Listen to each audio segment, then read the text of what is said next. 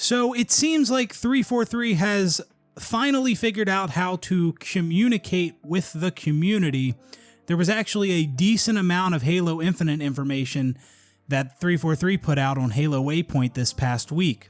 They released multiple blogs containing information about things such as playlists, match XP, progression, weapon balancing, ranked and matchmaking updates, Forge, things like that. It seemed like they were putting out updates every single day, and I think at one point they might have released 2 updates in a day. And, you know, that's good. It's good that 343 is being vocal. I've said that for a long time. I know many others have said it too. Just communicate with us. I know they don't want to say things if it's not set in stone, but they release information all the time that's not set in stone. Split screen co-op. Your roadmaps are subject to change. So what the fuck does 343 care if it's not 100% guaranteed? Like, they don't care about that, because again, they release information that's not set in stone all the time. Now, there's a lot of information to go through here. There's a couple things that I've extracted from these blogs that I want to discuss. I'm not going to talk about everything, obviously. The things I don't talk about, you could obviously go on Halo Waypoint and read about them yourself. But yeah, let's start with their playlist schedule. They're updating how playlists work in Halo Infinite. So 343 is reworking Halo Infinite's playlist structure. They're adding rotational playlists. They say here that this new permanent and rotational approach will help keep the offerings fresh week to week and should feel similar to the playlist schedule established in Halo the Master Chief Collection and Halo 5 Guardians. They then go on to show that the permanent playlist in Halo Infinite will be Quick Play, Big Team Battle, Ranked Arena, Fiesta, SWAT, and Team Slayer. Now, when it comes to the rotational playlist in Halo Infinite, they're going to have 3 types of rotational playlists. They're going to have a rotational core slot, they're going to have a rotational ranked slot, a rotational social slot, and then a rotational event playlist slot. Well, actually, the event playlist slot isn't really rotational. That's more of its own thing. But they describe the rotational core slot as a playlist that is typically close to the core Halo gameplay experience, similar to Quick Play, Team Snipers, Team Doubles, etc. This actually made me laugh when I read this. Because they explain how the rotational core slot is a playlist that is typically close to the core Halo gameplay experience. And then they go on to say, Winter Update's first core rotational will be Covert One Flag, our new mode on various maps. So it's like, yeah, that's real close to the core Halo gameplay experience. For those of you who don't know what Covert One Flag is, it's a one flag variant where one team gets sidekicks and pulse rifles and camo, and then the other side gets commandos, unlimited threat sensors, and an energy sword. So I just thought that was really strange. I mean, it is, because they talk about core Halo playlist, and then they name off Team Snipers, Team Doubles, but Covert One Flag, yeah, that's going to be the first one for a core Halo playlist. It's just weird. And no, I'm not nitpicking. I'm not acting like it's that big of a deal. I'm just saying it was a little silly to read that. Now, the very next thing that they mention, in this update after mentioning Covert One Flag is the rotational social slot, which is described as a playlist that is usually closer to the fun, social, and wacky side of Halo. Social Slayer, Big Team Social, Rumble Pit, etc. Well, that's obviously where Covert One Flag belongs, right? Clearly, right? Like, this just seems so wrong. Like, I swear, I'm not nitpicking. I'm not just trying to find things to bitch about. I mean, this was my first reaction when I'm reading this. I was just like, what the fuck? No, that's backwards. And then they go on to say, Winter Update's first social rotational playlist will be Social Slayer, which includes fun-filled modes like Kong Slayer, Purple Rain, and Rockin' Repulsors? Bro, that's Action Sack. That ain't Social Slayer. Social Slayer, which was introduced in Halo 3, was just Team Slayer unranked. That's what Social Slayer is. Kong Slayer, Purple Rain, Rockin' Repulsors, these are Action Sack game modes. Rockin' Repulsors is like, you have repulsors and unlimited rockets. Purple Rain is needlers and grapple hooks, and then Kong Slayer is grapple shots and fusion coils. That is Action Sack, not Social Slayer. Like, why are we trying to change what Social Slayer is?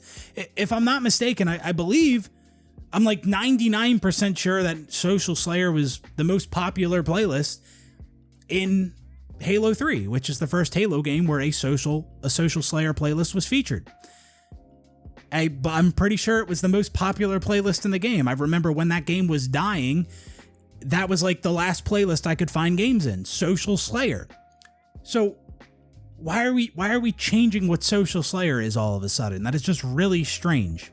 Again, Social Slayer is Team Slayer unranked. It's very, very simple. This has already been established for years. Oh, and I just wanted to add that I understand that the Social Slayer playlist was not a one-to-one copy of the Team Slayer playlist in Halo 3. Now, there were some differences with the Social Slayer playlist. Like, for one, it was 5v5 instead of Team Slayer, which was 4v4. And you also had Team Rockets and Team Duels as game types in the Social Slayer playlist. But that was about it. You didn't have all these Action Sack type game modes in Social Slayer. And also in Halo 3, you had a veto. And a lot of time people would veto Team Duels or Team Rockets. So a lot of the time you were just playing like the normal shit that you would play in the Team Slayer playlist, except it was 5v5. But with this Social Slayer playlist in Halo Infinite, they're putting all these Action Sack type game modes in it. They then mention our goal is to have the rotational core and rotational social slots update every 2 weeks on alternating weeks, meaning a new experience will roll into matchmaking every week. We want each playlist to have something different about it when it comes back. I read that and I'm just like, why? Why? We want each playlist to have something different about it when it comes back. Why? Is that change for the sake of change? No, make the playlist the best it can be, and that's it. I don't need it to be different every time it comes back. Like they say here, once a playlist rotates out, we'd like to refresh its contents with different map and mode combinations before it returns, whether that means new maps or modes or simply changing the map mode combos. And so I don't think that means adding new maps and modes to the game for this playlist. I'm pretty sure that's not what that means. If anything, this probably just means withholding modes, withholding maps, so that you can add those maps and those modes when the playlist returns in a following week.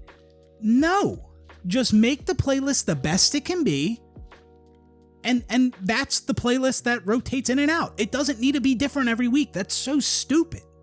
I hate this change for the sake of change mentality, wanting it to be different. Different is not always better. And 343 should know that by now. I mean, that should be real clear to them that different is not always a good thing. The rotational rank slot is described as a playlist that fosters a competitive experience. For example, ranked doubles, ranked FFA. Winter Update's first ranked rotational playlist will be Ranked Survivors, consisting of ranked variants of the attrition and elimination modes.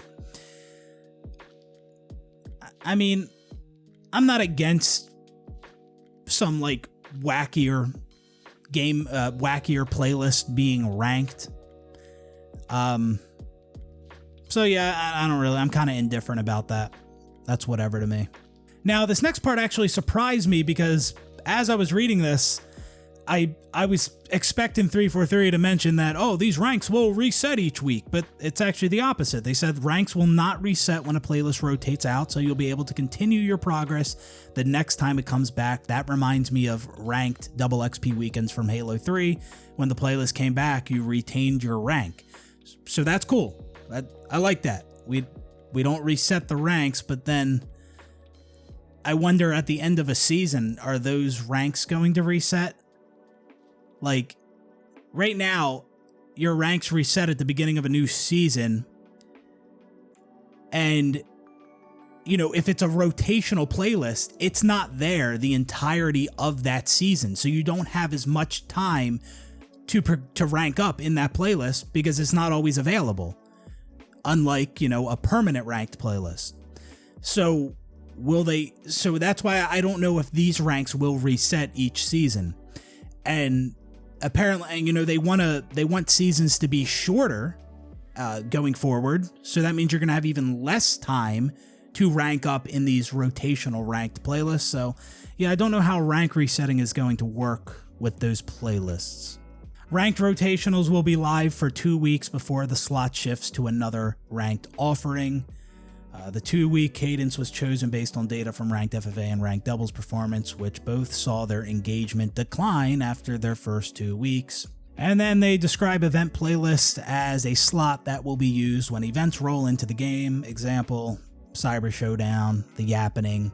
And then they show some calendars of, you know, how rotational playlists are going to work for November and December. Now, something I want to point out is that, you know, we have these permanent playlists here. We got 6 of them. And then they're doing this whole rotational playlist slot thing. And I just want to point out that, you know, some of this is the reason that they have to do some of these things for their matchmaking and playlist. And this is going to be more relevant in some of the other blogs that we're going to go through in this video. But like part of the reason that they have to make the decisions that they do is because of the low population of the game. And the low population of the game has a lot to do with the game being absolute dog shit at launch. And even now, about a year after launch. And some of these things are not reversible. Some of these things are a little too late. Like some of these things would have helped the game more if it had a good launch and if the game launched with it, or if we got it early on, or if the game wasn't in a horrible state. Like all the damage done to Halo Infinite, like that's not all reversible. Like some of those players are gone and just not returning. I'm talking about players that like Halo, that want a new good Halo. Like some of them are gone and these updates are not bringing them back. They may have enjoyed these updates at launch if the game was actually good, but now this game is just behind them. They're long gone and this game is just forgotten to them. So just keep that in mind throughout this video as I cover some of these other updates. You know, like, again, 6 permanent playlists for Halo Infinite. You could say, oh man, it should be more. It should be more than just 6 permanent playlists. Yeah, maybe it should be. And maybe it could have been if the game didn't launch in the horrible state that it did. Or if it recovered, you know, quickly after its disastrous launch. I mean, the game is still in a horrible state now. Like minor improvements have been made to the game from launch till now. It's almost been a year since the game launched. I mean we're pretty much almost there. The damage has already been done. I'm not saying it's all irreversible, but some of it is for some people. Some people are already done with this game. And you could argue, you could say, well, I don't care about it if everybody else plays the game. I just want a game that I enjoy. Okay, but population is a part of it. Like, the game can thrive with a large population. You can have more playlists. You can have a better matchmaking system. You can find more people in your region with better connections. You can match players together of closer skill in ranked. You could do all that with a larger population. So the game and your experience can benefit from a larger player base. So just, so like it does matter. Okay, so now moving on to the next blog, Match XP Beta and Progression Winter Update. And if I haven't mentioned already, the Winter Update begins November 8th. and it will last until March 7th, which is when Season 3 begins. So that right here, this is a screenshot after a match, shows you your challenges you completed for that match, your match XP, and your progression bar for the battle pass for the winter update. And keep that in mind that this is match XP to help you progress through the battle pass. This is not a career rank, as they're calling it. We don't have like a traditional XP rank yet. And that wasn't even on the roadmap for Season 3. And Season 3 goes from March 7th to June 27th. So does that mean we're not getting a career rank until sometime after June 27th? If that's the case, that's insane. Because think about what happens when they do add the progression rank finally, right? What are they doing? Is it retroactive? Does it take into account all the time you've already played the game up to that point? Because at that point, the game's been out for like a year and a half. And so if it is retroactive and it does account for all your time you've already played the game, well, that just means that you're going to skip a bunch of ranks when the progression system gets added. You just skip a ton of ranks instantly because it takes into account all your time playing. So you don't get the satisfaction of playing and leveling up rank by rank. And if it's not retroactive, if it doesn't take into account all your time played, well, then that just means you played the game for about a year and a fucking half, and none of that time went towards your rank. So it's kind of a lose-lose. How either way they implement it, it's a lose-lose. It should have been there at launch. It is insane that we're almost a year after launch and you don't have this in the game. And again, they said this was their top priority before the game launched. Before the game launched, they said that the career rank, the traditional progression system, was their top priority. Not one of their top priorities, not one of their top priorities, the top priority. And we don't, and it looks like that's not coming until after June 27th sometime, according to the roadmap. Like, that is insane. And, you know, I get that it is what it is. And like, we can't, 343, they can't make magic happen. They can't go back in time. They just got to keep working and do things as fast as they can or whatever. That might be their mindset. But like, they don't act like it's as bad as it really is. Like, in terms of video games, yes, that is pretty bad that your game doesn't have a traditional progression system, especially something like Halo, and that it is taking this long to get it in the game. Like, that is a big deal, like in a video game. Oh, and then holy shit, man. We are excited to be taking the first major step towards evolving Halo Infinite's player progression experience by directly acting on player feedback to evolve XP and progression in Halo Infinite. Player feedback. They've done this before. They've said this player feedback shit before. You shouldn't have needed player fucking feedback to know that we wanted a career rank in the game. Just, acting on player feedback. Are you what? You know, listen, this could just be your typical like corporate talk. We're acting on player feedback, but yeah, if 343 really didn't know that players would want a career rank in the game separate than the battle pass, dissolve the company. Get it, or at least get them off of Halo. Like that's it. Like, that's it. Ask them that question. Like, 343, did you actually think people would be okay with just battle pass progression, no career rank? Yeah, we thought that'd be fine. All right, you're done. GG. See you later. It's that simple. Like, that's all it takes. We just need the answer to that question. But also, the absence of a career rank in Halo Infinite could be a result of incompetence, or they didn't have enough time in their the 6 years that they had, didn't have time, and then all of a sudden, when they were out of time, it became a career rank became their top priority, as they said, and it's been almost a year, and it's not on the roadmap, and that takes us to June 27th, and by then it'll be a year and a half, and no career. It's embarrassing, regardless of how you spin it. Match XP consists of XP for completing matches, additional XP for your performance in the match. This accounts for things like being on the winning team, your end of match placement, and more. Take a look at how it looks, how it appears in game. This is the image that I showed before. The reason we are calling this Match XP Beta is because we are going to be monitoring the values for each reward category, adjusting them as we move forward. Forwards with this model.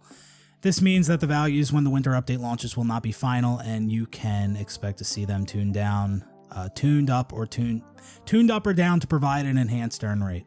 Okay, so thanks for explaining the whole Match XP Beta thing. It's still silly. A Match XP Beta. It still should have been in the game at launch. Alright, like, people still have every right to make fun of Match XP Beta. Like, that is just the stupidest fucking thing. And it's just very indicative of the dog shit that is modern gaming. Challenges and ultimate rewards. First off, I want to address what they say here. The system is getting an overhaul of its own based on player feedback, which can be summarized in 3 main points. We are reducing the number of challenges required to hit the ultimate challenge from 20 to 10. All challenges in regular weekly decks can be completed in any playlist. Challenges are more general overall. So that first point, reducing the number of challenges required to hit the ultimate challenge from 20 to 10. Listen, like, I never really played, when I did play Halo Infinite, I never really, like, set out to unlock the ultimate reward, because I thought they looked like shit, and many people did. So, I don't really know the struggle of going for that. And so maybe this is a good change, but, some of this is a good change. Like, the challenges are more general overall, and all challenges in regular weekly decks can be completed in any playlist. So I can see that stuff being a good thing. But I also want to point out that, like, I do like a challenge. Like, sometimes I think 343 makes things too easy. Like, I think back to the ice sniper skin. It was like the first camo that came to, or it was the first or one of the first camos that came to Halo 3 in the MCC. It was like that icy sniper camo, and you unlock that by reaching a certain rank in the Recon Slayer playlist. And I like that. Like, I like that. It was a reward tied to ranked, a skin tied to ranked. I like that. A lot of people bitched about it. But I defended that. I was like, no, ranked rewards are okay. Like, not everyone has to have every item. It's fine if there's items in the game that not everyone's going to unlock. I'd be fine if there was a skin in the game that only 0.1% of players are going to unlock. Like, it gives you an incentive to grind for that. Like, if it's the top, like, 1% of players in a ranked playlist will get this skin, okay, there's motivation and incentive to get that top rank. So I'm okay with that. You do not have to unlock everything in the game. Like, especially cosmetics. Like, you don't. It's fine if there's things that you're not going to unlock. But I think the reason people bitch about it is because they think it looks cool and they want it. And that's all it is. They want it. It looks cool and they want it. But I think about the bigger picture. I think about what that does for the game. I think it's cool that it gives you more of an incentive to go after that thing, and it's an actual challenge to unlock that. And again, I'm okay with items in the game that not everyone is going to unlock. And I don't say that just because I think I'd be able to unlock these items that are, more of a challenge. No, even in games, or, even if I knew I wasn't good enough to unlock that, I'd still be okay with a cosmetic that is tied to, like, the very best players, and something that I won't unlock. I'm cool with it. Now, another thing they mentioned about challenges in Halo Infinite is we still believe that challenges help spark players' interest in the game and provide some good direction for short-term goals, which has previously been part of the multiplayer experience in Halo Reach and Halo 4. but the purpose of challenges will be redirected. So I thought that was kind of funny. We still believe that challenges can help spark players' interest in the game. And then they reference Halo Reach and Halo 4. You know, games where you actually had a progression system, and then the challenges were supplemental. Like, it wasn't the only way to earn XP. You know, like an actual, like, good challenge system. So it's like they've referenced Halo Reach and Halo 4's challenge system here. But it's like, were you guys just not aware of these games when you were developing Halo Infinite? You just figured out Halo Reach and Halo 4 had challenges, and they did challenges a lot better than Halo Infinite does? You're just now figuring that out? I don't. It's pathetic. Mode-specific challenges were found to be prohibitive to playing with friends, and players shouldn't have to choose between progress or playing together. So did they just figure that out just now? Again, Halo Reach and Halo 4, you could make progress through your career rank by playing a multitude of different things and playing with friends. Like, it just, I'm trying to understand, like, some of what 343 does is just completely incompetent, tone deaf, and then, like, there's other things I'm just like, I'm trying to get in their heads. Like, are you just bullshit? Are you just saying shit to say shit? Are these just words? Like, do you not mean any of this? Like, or are you really just this disconnected from reality? Like, what is it? The Winter Update's Ultimate Rewards will feature the most popular Ultimate Rewards from Season 1 and 2. I don't know, when I think back to, I mean, all the rewards, the Ultimate Rewards that I saw when the game launched during Season 1 were horrible. I mean, like, they were really bad. And, like, it would be, like, the same emblem in multiple different weeks.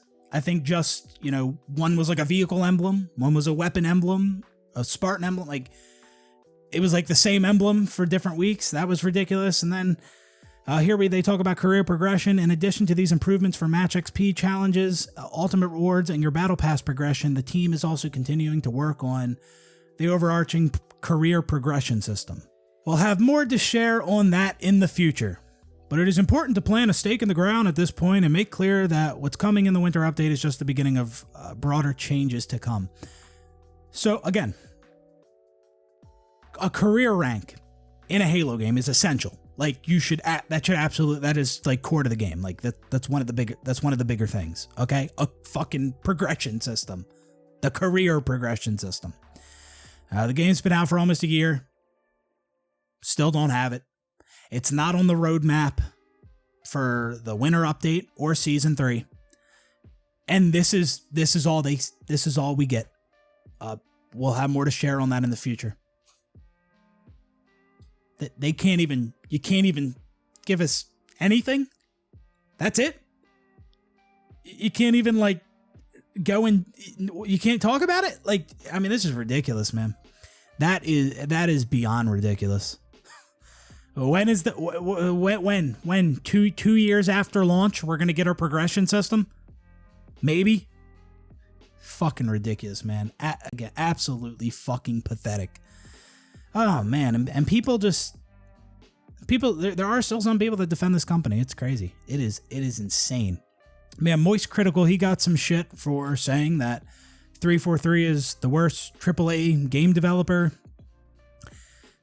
And I don't know why he got shit. I mean, can you blame him for saying that, really? And he was talking about, like, when it comes to the games that they're producing. He wasn't talking about, like, anything that happens in the workplace or any of that stuff. He was talking about the games that they're actually developing. Like, yeah, 343 is really fucking bad. Like, horrible. All right, so next up we got sandbox balance updates for the Winter Update coming November 8th. And, you know, in this blog, they talk a lot about different balancing changes being made to certain weapons or equipment. They say here, Winter Update balancing adjustments. For the Winter Update, we wanted to go after weapon tuning updates that would address prevalent themes and community feedback. These adjustments are small yet impactful and focus primarily on weapons. And so I'm not going to go through all of these now. If you want to read them yourself, I mean, I mean, I'll scroll through them here in this video, plus you can read up on them on Waypoint. You know, making changes to the plasma pistol. Looks like they're buffing it. Looks like they're, you know, making changes to the pulse carbine. The VK-78 Commando.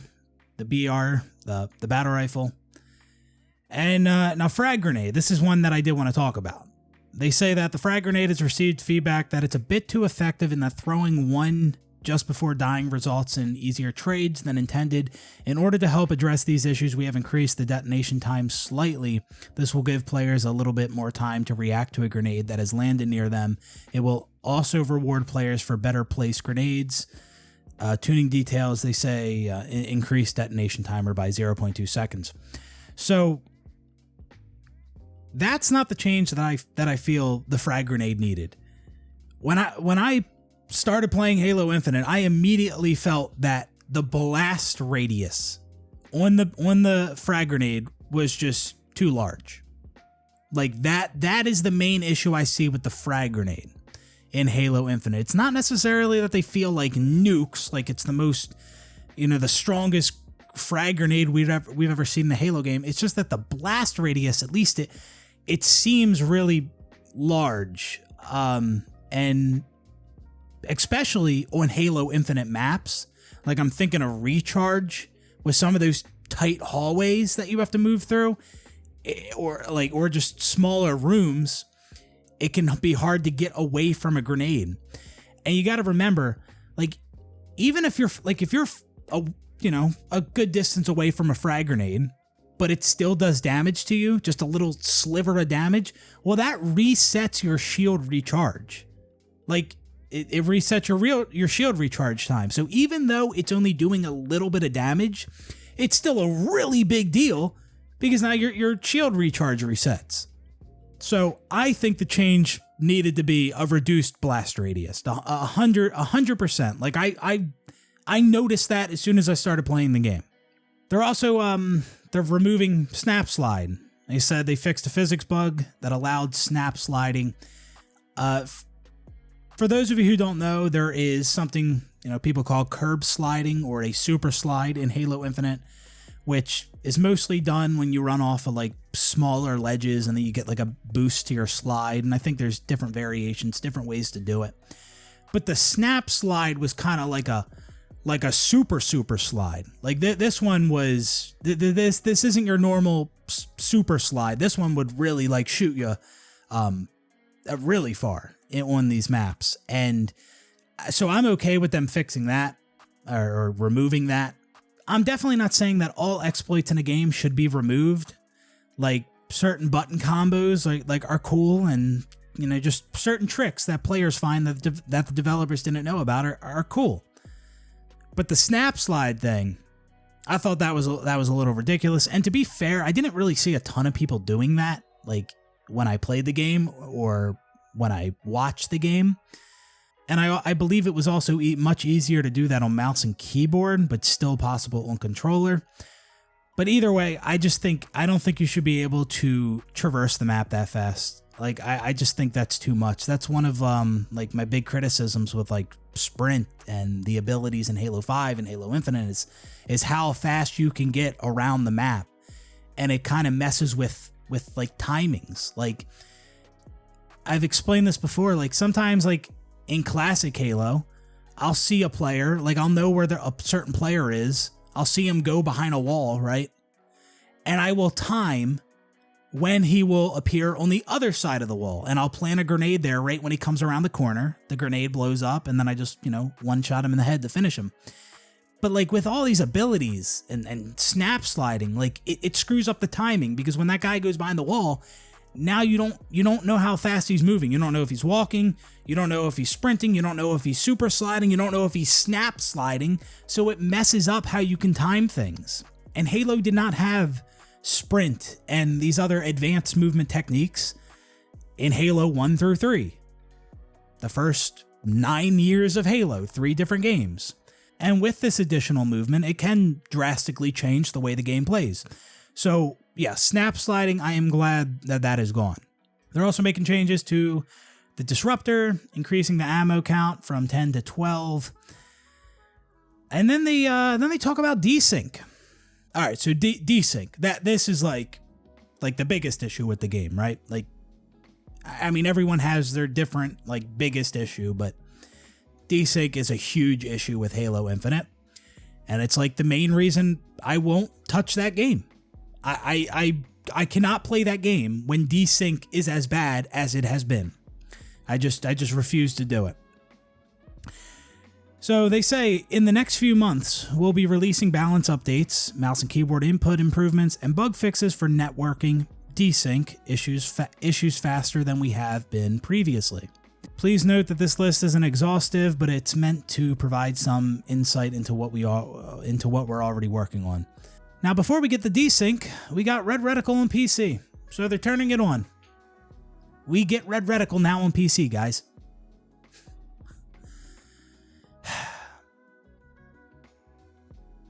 They are just so, oh my god, this company, man. Oh, what do you not want them to do it at all? No, I'm not saying that.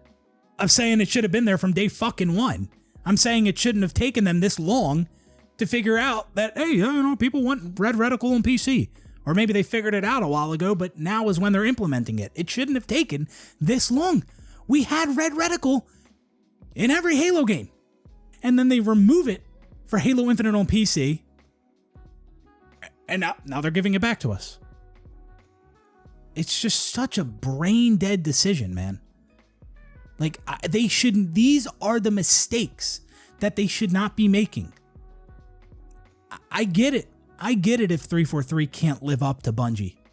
Bungie might have just been built different. I get that. But you shouldn't be making mistakes like they have been with their Halo games.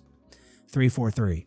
Now, in regards to Red Reticle on PC, they say, while turning this on for PC does open the game up to new cheating vectors, we want to enable this and better support our PC players. If a plethora of cheats pop up because of this, we may need to reconsider, but until then, we're excited to see how this feels for PC players. Now, going back a bit, when 343 explained why they've removed Red Reticle for Halo Infinite on PC, I believe they mentioned trigger bots. For those of you who don't know what a trigger bot is, basically like your gun will automatically shoot when a pixel turns a certain color. So with Red Reticle, you could essentially have your gun automatically shoot when a certain pixel on the reticle turns red, right? So you put your reticle on a player, it turns red, and then your gun automatically shoots for you. And I have a video on this, on Red Reticle and why it should be in Halo Infinite on PC. And in that, I basically explain like a trigger bot, like even if your gun automatically shoots when the reticle is on the player, like with a lot of these guns, you're shooting projectiles. It's not hit scan. So even if the gun automatically shoots when it's on the player can still move out of the way. And I feel like the harder part of aiming is not shooting when the reticle is on the player. I think it's getting the reticle on the player. So I just felt like something like a trigger bot in a game with a longer time to kill like Halo was kind of insignificant, especially if that means like removing Red Reticle, something as core to Halo as Red Reticle. I don't think that's worth it. But it's coming back. It took them a year. Took them a year, guys. Jesus Christ. They're making changes to how weapon switching behaves when you use the scroll wheel. Which that's good. Like I hate the games where like you'll just cycle through weapons with the scroll wheel. Like I don't like that. If I scroll down, I want that to go to my last weapon. If I scroll all the way up, I want that to go to my first weapon. I don't want it to cycle through. So they're making changes to that. They're also adding a walk key for keyboard. And I get that because movement is definitely superior on a controller. Because you have all different speeds that you can move at. Because you can, go full speed with the joystick, or you can, slightly press on it and walk, and then you have crouch, and then you have everything in between. So they're adding a walk key, so you don't have to, so you can walk and not appear on radar on mouse and keyboard. Even then, though, like I'd still say controller has better movement, because even with a walk key, that's instead of 2 different movements on mouse and keyboard in Halo, crouch and full speed. Well, now you have crouch, full speed, and walk. So you have 3 different ways you can move. On controller, you have those 3 speeds and then also everything in between because it's a joystick. So, movement is definitely superior on controller, but I guess it's good that they are adding a walk key for mouse and keyboard players. And now we get to network desync improvements. Here we go. To go after networking improvements, including desync, we needed to identify all the various ways the issues could present themselves. Present themselves? Could present themselves? As covered in our Closer Look blog covering the topic, there isn't a single issue causing all of the problems many classify as desync. Okay. Each issue is its own individual bug that we have to find, investigate, reproduce, fix, test, and implement. In the case of networking and desync, we focused in on a few key areas. Desync, when the server says you're in one place on the map while your client shows you in a different spot, blank shots. You fire shots at a player and see them connect, but the bullets deal no damage. Getting shot around walls or corners. You think you're safely around the corner, but you are dealt a fatal blow from a player who no longer has line of sight on you. And ghost melees, when you melee a player and hear the hit, but no damage is dealt. To add to the complexity, sometimes there are multiple ways to encounter the same issue, which means we need to include multiple fixes to truly help reduce how often players experience it.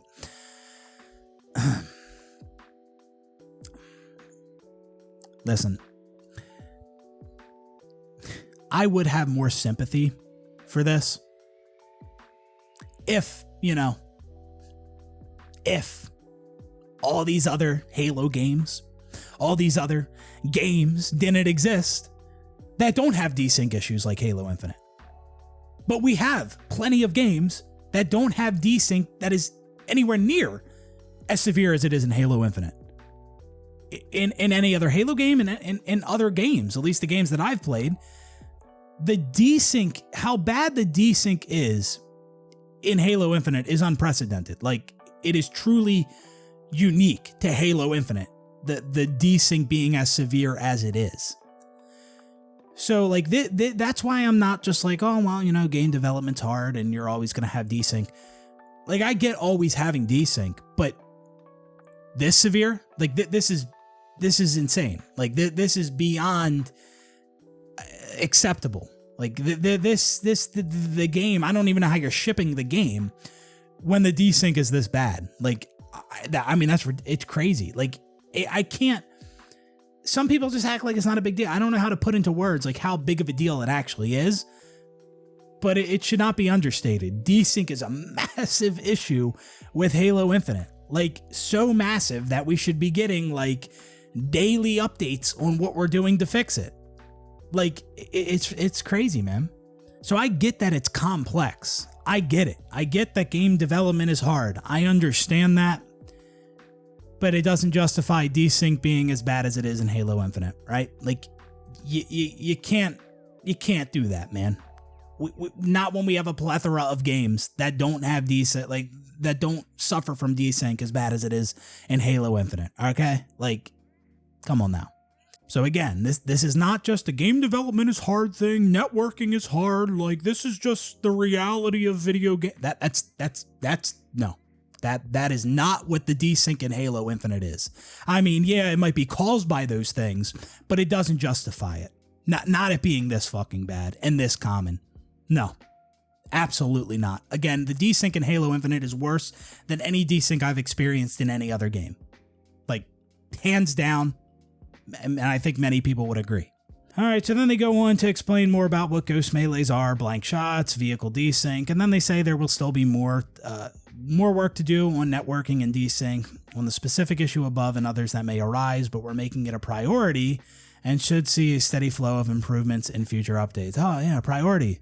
Like how career rank was your top priority before the game launched, and it's been about a year after launch, and it's not even on the roadmap that takes us to June 27th of 2023.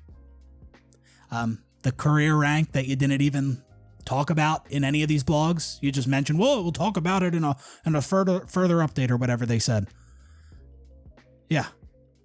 Well, priority. That's what priority means to 343. And also, what do you mean we're making it a priority? You're now making it a priority? Like it wasn't a priority like in development? Like it's just now becoming like Jesus Christ, man. Get this company out of here. They are a joke. Or just keep them around so we have something to laugh at. I don't know, either or. But honestly, they don't deserve to keep working on Halo. No. Now we got some balance updates. Drop shot, thruster, and the energy sword, and competitive weapon respawn timers. With the drop shot, this is referring to how you could drop your weapon, because Halo Infinite has a feature to drop your weapon. It's the first Halo game to have this, and that is a good feature. I'm glad it has it. But the problem with the drop weapon feature, and this is something I noticed very early on, is that you drop a weapon faster than switching weapons. So what this means is there's many situations where a player will opt to drop their weapon so they can begin firing with their other weapon sooner than if they were to switch with that weapon. And so that just resulted in people like dropping I mean, it's a very easy thing to do. It's not like a hard to hit button combo where your timing's got to be right. It was very simple. You just press a button and you drop the weapon.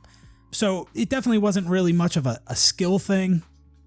And this was easier to do on controllers that had paddles, so you didn't have to take your thumbs off the joysticks. And so now they're going to, bring the drop shot time in line with the speed of just swapping weapons in a future update. So I'm glad they're doing that. Again, like I'm okay with like skill gaps and exploits and button combos and things like that. But the drop shot, it wasn't difficult. You just pressed the button. It was easy. That to me was just an oversight from 343 that they didn't realize, wait a minute, if we make this faster than switching weapon, then everyone's just going to be dropping their weapon to shoot. And that's what people were doing. Like you plasma pistol somebody, drop the weapon and you can shoot right away. Or you snipe somebody in the body and then you drop your weapon, finish them with the BR because it was faster than switching weapons. So I am glad that they're changing that. They're, making it the same time as it is to switch weapons. They're also making changes to thruster. I thought this was kind of strange because I didn't really, from the time I played and what I watched, I didn't know like thruster was a problem. I didn't even hear anyone bitching about it. But they say while we do want equipment to tip the scales of a fight, we've started to see thruster come out on top of 1v1 engagements more than we intended. We plan on adjusting this a bit to make sure it's no longer tipping the scales too far in one direction. So, my prediction is that they're going to make it, there's going to be a delay to shoot your weapon after you thrust. That's just a blind guess. I'm guessing that's the change they're going to make, but who knows?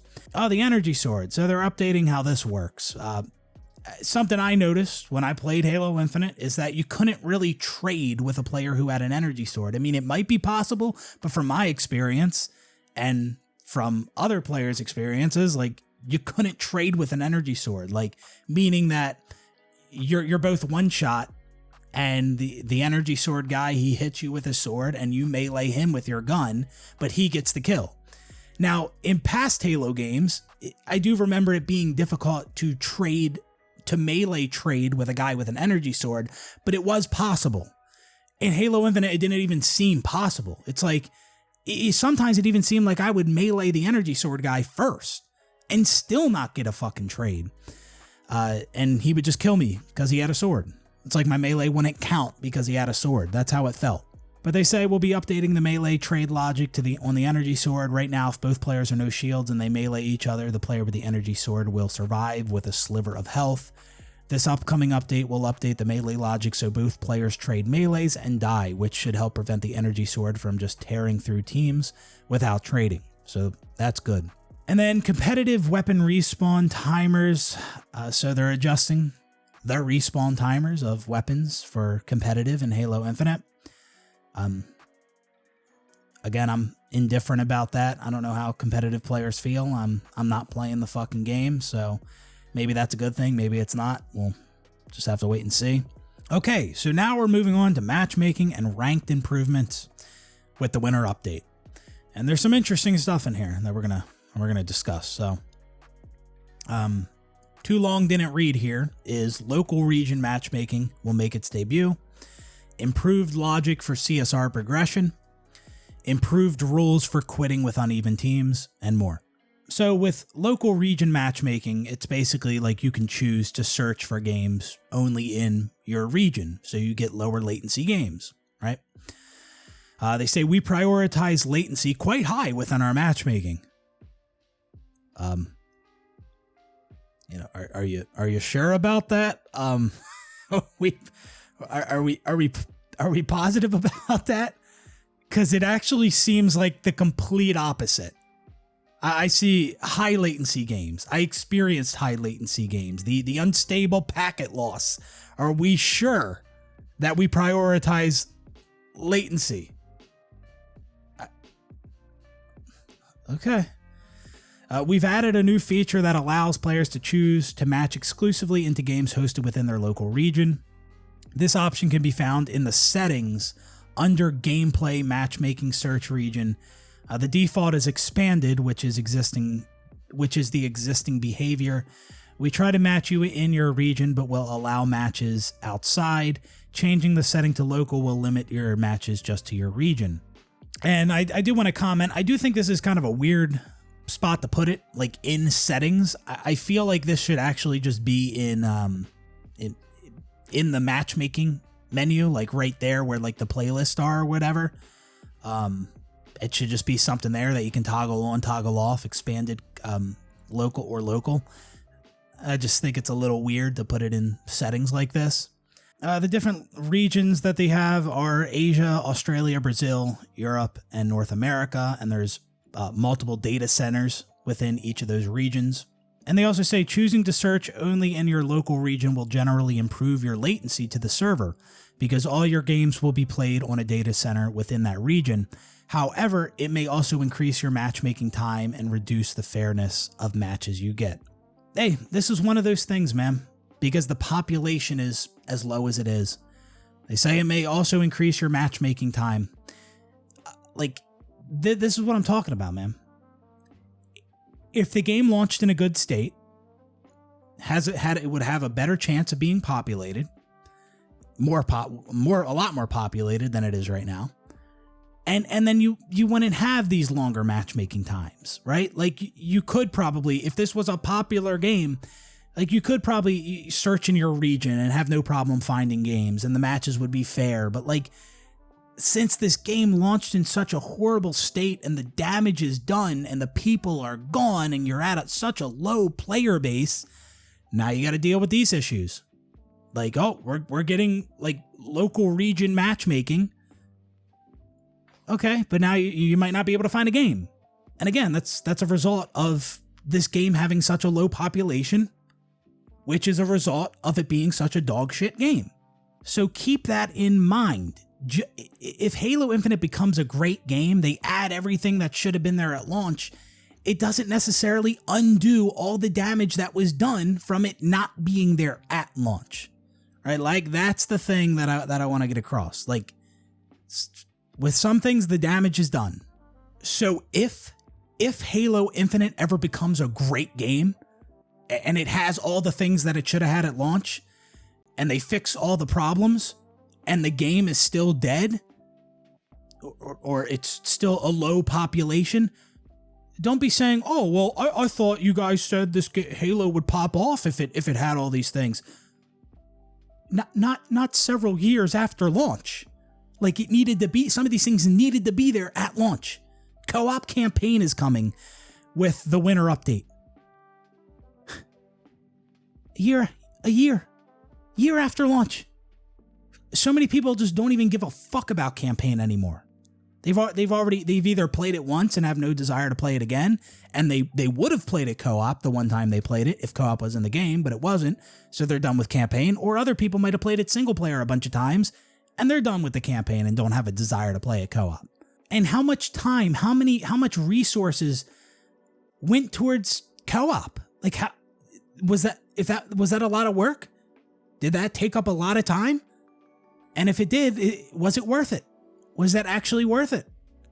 Yeah, a Halo game should absolutely have co-op, but it should absolutely have it at launch. That's the problem, man. This game is such a disaster, man. When this launches, please be sure to let us know how it feels, and as a reminder, if you end up having long queues in your region, please try re-enabling expanded to find matches faster. Yeah, again, what I was just talking about, man. We're at a low population, a lot lower than a Halo game should be, because it's a horrible game. All right, now here we go with the updates to the CSR system, because Halo Infinite's ranked system had its issues, and so they're making changes, and some of these I understand, and others are really questionable and completely backwards, if I'm understanding them correctly. So they say CSR gains and losses were too closely based on personal statistical performance, which doesn't always represent the impact a player can have in the game. Examples: communication, map positioning, spawning knowledge, which I agree with that. I agree with that. Absolutely. It's not all about how many kills you got or how much damage you done. You know, like map positioning can be a very important thing. Communication, spawning not like, yeah, absolutely. To address these concerns, we have overhauled the algorithm that determines CSR gains and losses after a match. We've made it more configurable and set up the configuration so that a win or loss for the whole team matters more than individual performance when determining the CSR gains and losses for each player. Well, I hope that matters a lot more. And I could even see like individual performance not mattering, like not having any influence on your CSR at all. Because like, here's the thing, like I understand popping off and losing a game because of bad teammates sucks. I get that. So maybe if you do really good, maybe you don't lose CSR because you popped off, right? Maybe that. But like, it's ranked, man. Like it should be mostly based off of win loss. Like I get it. Bad teammates suck, but that's like a separate issue. That's like a team balancing issue, right? We shouldn't be changing how you gain rank in the ranked playlist. No, like change how you balance teams. Again, like that's an issue with team balancing if you're losing games because of bad teammates. Reduced and clearer penalties in ranked games with uneven teams. We're making some changes to the penalties that players will see when they quit in these situations. There are two types of penalty for quitting early in ranked matches: bans and CSR penalties. Both of those will be improved with an upcoming change, which is currently set to land on November 10th, shortly after the winter update's launch. Improved ban logic in uneven ranked matches. Currently, anyone who quits will receive a flag, and getting too many flags in a short period of time will result in a ban. We're updating the rules so that only the first person to quit will receive a flag. Everyone else in the game may quit without fear of getting banned. And so I do like that change.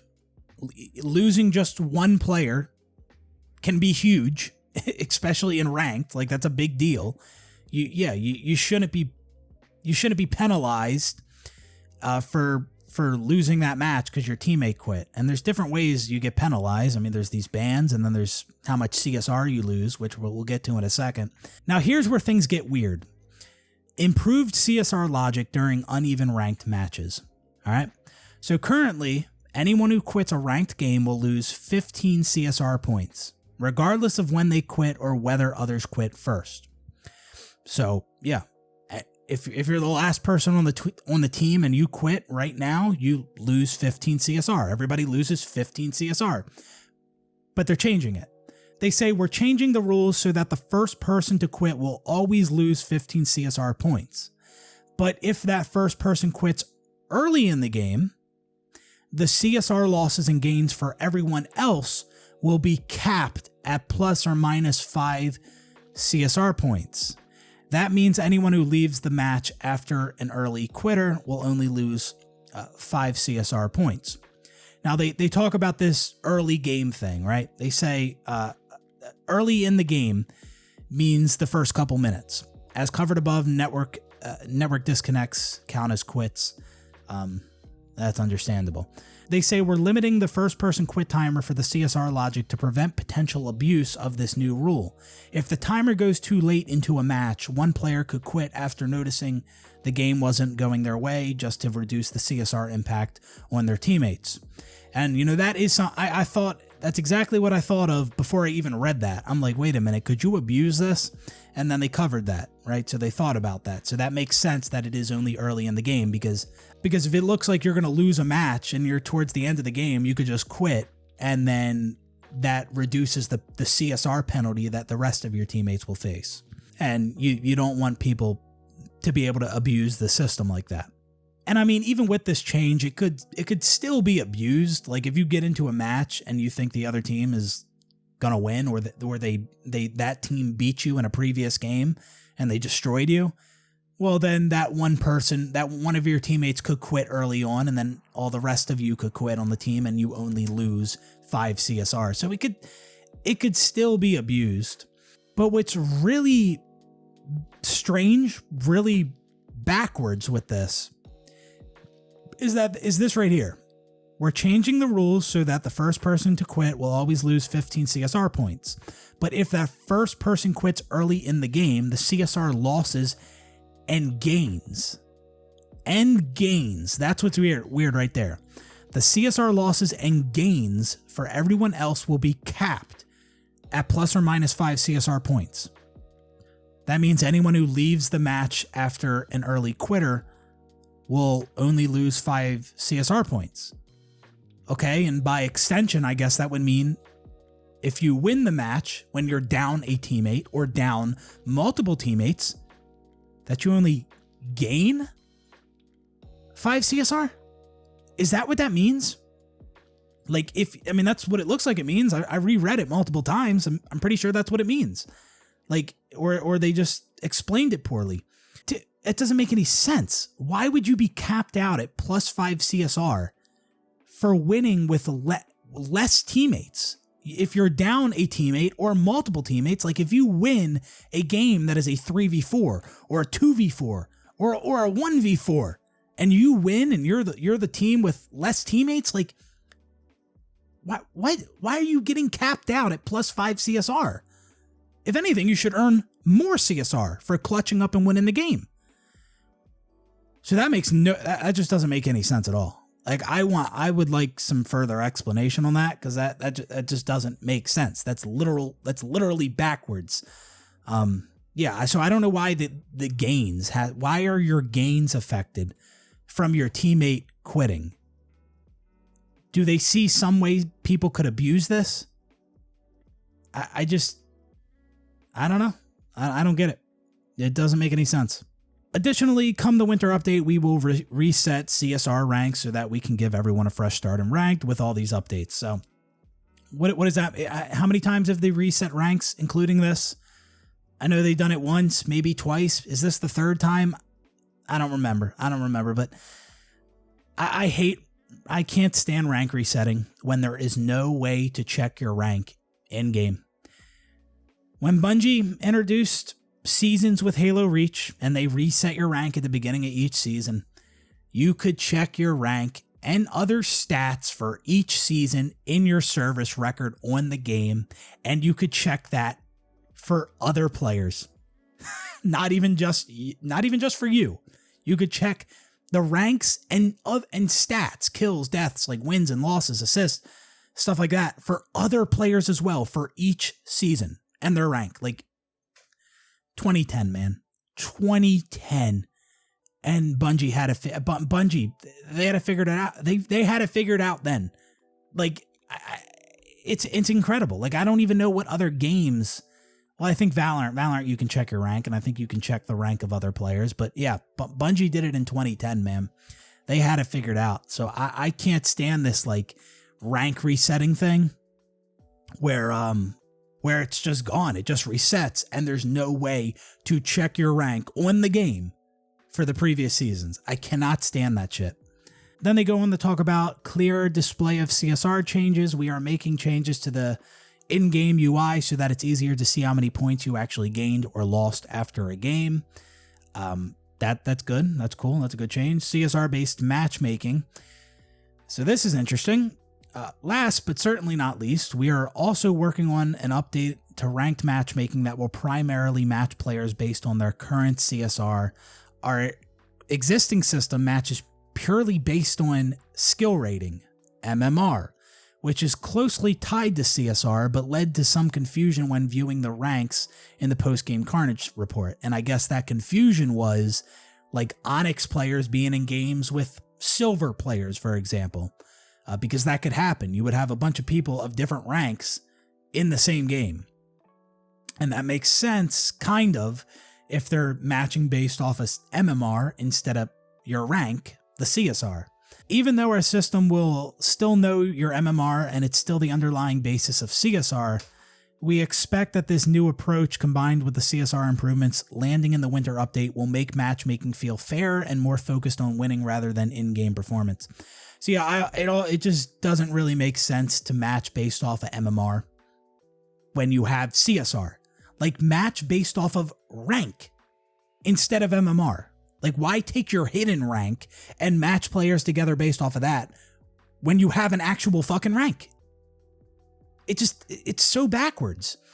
Now, if you want to match players together based on CSR, people of similar rank, and then after that, then you look at MMR of players within that rank and then match players together within that rank that have a close MMR, I can see that.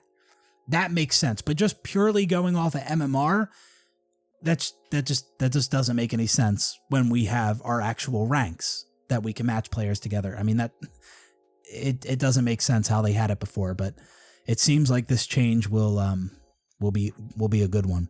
And I also don't think any of us know exactly how the MMR system works in Halo Infinite, but it's just like,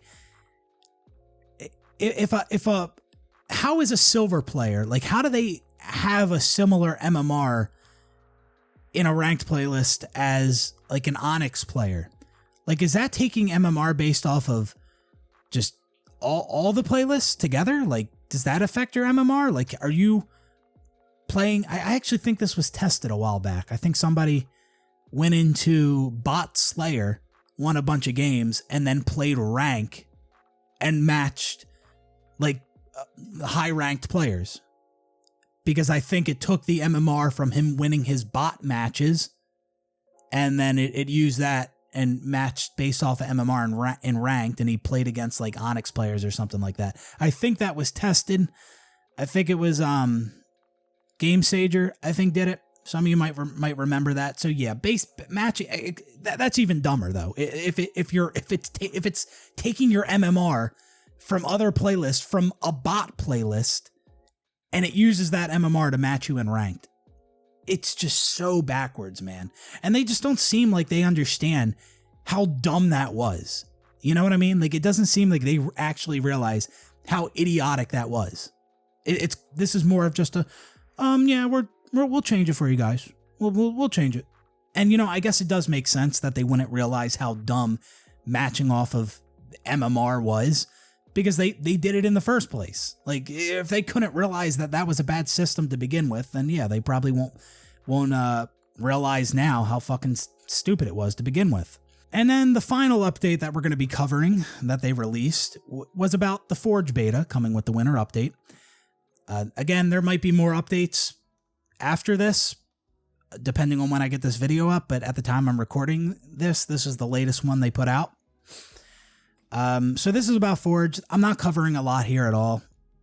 Forge in Halo Infinite looks great. It does. Looks really cool. But Desync's going to need to be significantly improved or fixed if I'm going to enjoy this. They do mention, they do a little Q&A. Somebody asked, will 343 be adding community maps into matchmaking regularly? How easy or difficult is that to do? And they say, we want to do this as soon as possible, but it will take a bit of time. See, how much time are we talking, man? This is something that really can't take time. This is something that Halo Infinite drastically needs. Especially because it doesn't have a custom game browser. We're not getting that until, I believe, Season 3, March 7th. And I believe that's coming on March 7th. It could be later into Season 3. So because Halo Infinite doesn't have a custom game browser, it needs this shit in matchmaking, man. Like, Halo 5 didn't launch with Forge, but it had Forge maps in the matchmaking at launch. Like Orion, Pegasus, like I remember the names of some. They weren't very good Forge maps, but they were in there. Halo Infinite could really use that, man. Like, if they fixed Desync and like gave us a playlist of like classic Halo maps and, you know, took away the abilities and it was classic Slayer on classic remade Halo maps and they fixed Desync, then yeah, that's something that could actually get me to try the game again. But they say it'll take a bit of time. And yeah, we know how much time 343 needs. So who knows when the fuck we're getting that. Probably not till season 3. I guess they just didn't want to say that. I don't know. We do have plans for a Forge playlist that highlights only community-created content. Okay, cool. So they have plans for it, but we don't know when it's coming. And then right here, they answer the question of when will we see the custom game browser, and they say Halo Infinite's custom game browser will land with Season 3 Echoes Within on March 7th. Okay, so I guess we are getting it March 7th. But that is still a long wait without a custom game browser. And I understand that the older Halo games that had Forge, you know, Bungie's Halo games, I get that they didn't have a custom game browser.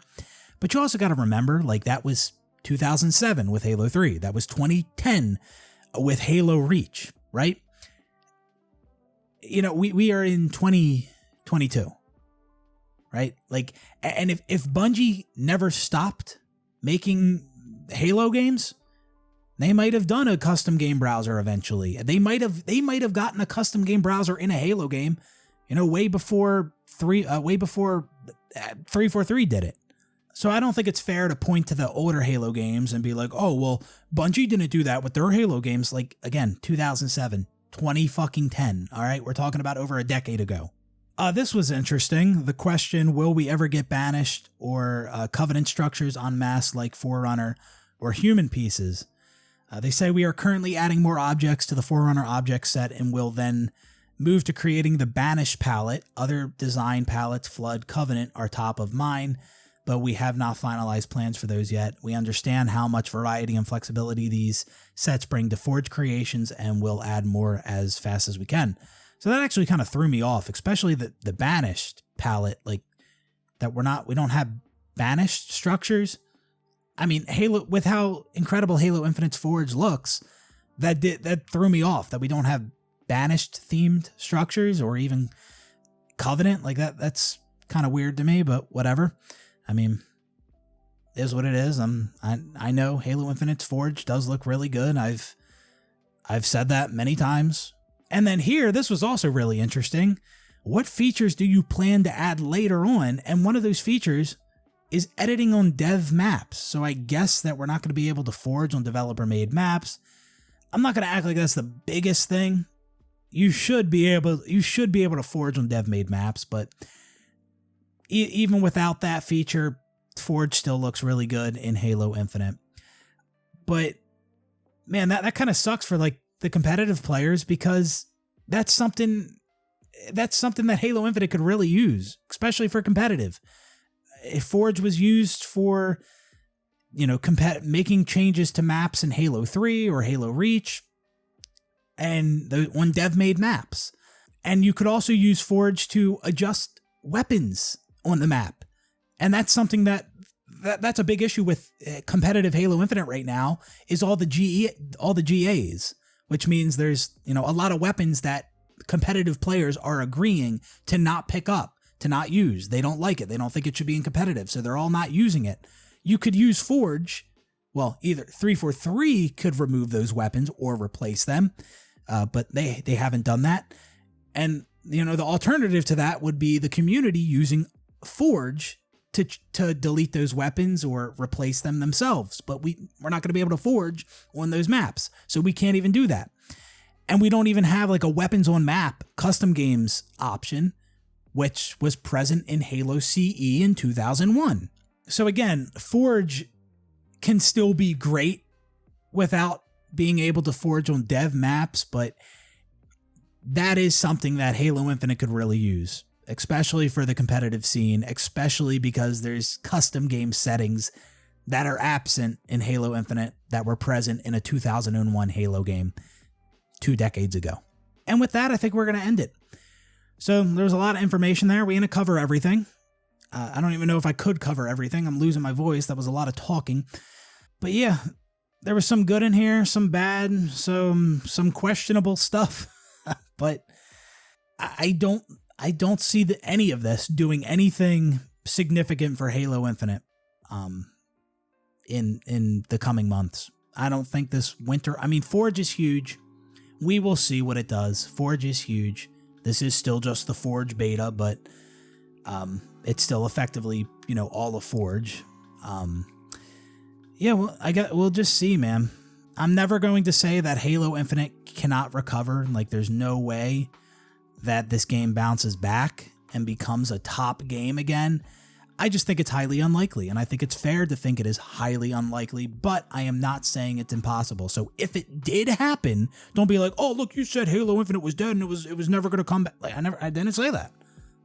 I'm not saying it's impossible. I'm saying it's highly unlikely. But anyways, we're going to end it there. Hope you guys enjoyed the video, and I will see you on the next one. Peace out, everybody.